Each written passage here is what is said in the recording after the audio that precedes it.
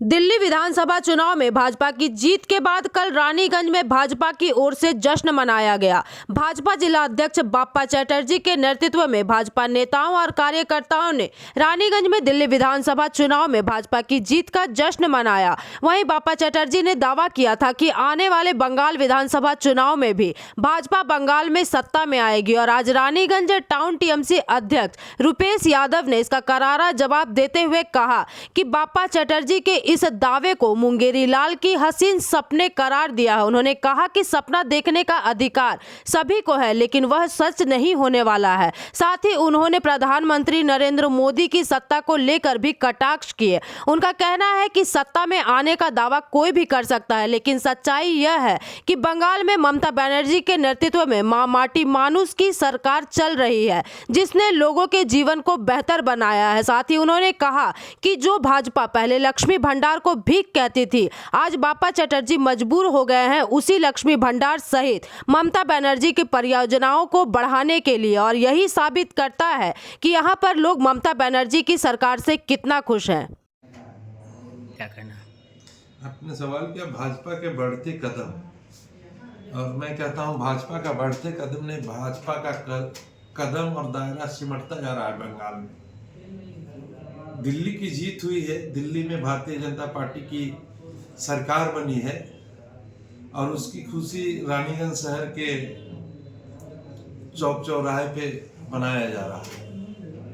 ये सिमटता हुआ भाजपा का कदम है, क्योंकि इससे पहले लोकसभा में भाजपा को बंगाल से कितनी सीट आती थी और इस बार लोकसभा में बंगाल से कितनी सीट गई, ये प्रमाण करता है कि बंगाल में भाजपा सिमटता जा रहा है। रही दूसरी बात कि जीत, तो आज भी इस चुनाव का नतीजा भी ये बताता है कि दिल्ली की 55% जनता भारतीय जनता पार्टी के खिलाफ है, अर्थात बहुमत जनता भारतीय जनता पार्टी के खिलाफ है। अच्छा, ये वो सपना देख रहे हैं और सपना कभी भी सच नहीं होता है। रही सवाल रोजगार, बाप्पा चटर्जी आप नाम लिए, बाप्पा चटर्जी रानीगंज के चौराहे पे बोल रहे हैं कि रोजगार की कमी है, और बाप्पा चटर्जी का सरकार जो दिल्ली में सरकार चल रही है, उस सरकार की सर्वे और उस सरकार की रिपोर्ट बताती है कि सबसे ज्यादा अगर रोजगार कहीं भारतवर्ष में सृजन हुआ है तो वह है पश्चिम बंगाल, और पश्चिम बंगाल में सबसे ज्यादा रोजगार का सृजन हुआ है, जबकि दिल्ली की तुलना में। वही सवाल वो अपने वक्तव्य में बार बार कह रहे थे कि से दिल्ली झांकी है, बाकी है, तो ये वो सपना देख रहे हैं, और सपना देखने से किसी को रोका नहीं जा सकता है। और ये सपना उन्होंने 2021 में भी देखा था, ये सपना उन्होंने 2024 में भी देखा था बंगाल के परिप्रेक्ष्य में, लेकिन हर समय उनका सपना टूटता गया है। रहा सवाल, खुद बाप्पा चटर्जी बोल रहे हैं कि बंगाल में जो प्रकल्प चल रहा है उसे बंद नहीं किया जाएगा, आने के बाद और बढ़ा दिया जाएगा। जो लोग कहा करते थे कि इसे लक्ष्मी भंडार भीख है, आज वही लोग कहते हैं कि लक्ष्मी भंडार का पैसा बढ़ा दिया जाएगा।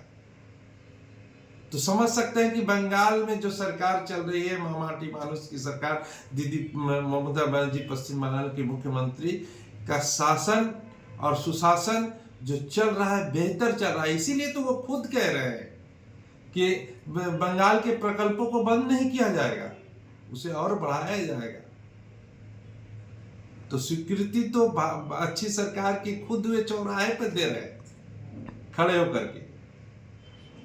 क्या भाजपा के लोगों के मुंगेरी लाल के हसीन सपने हैं, और बंगाल में उन्हें सब जो कह रहे थे झूठ का, करप्शन का, उन्हें सोचना चाहिए।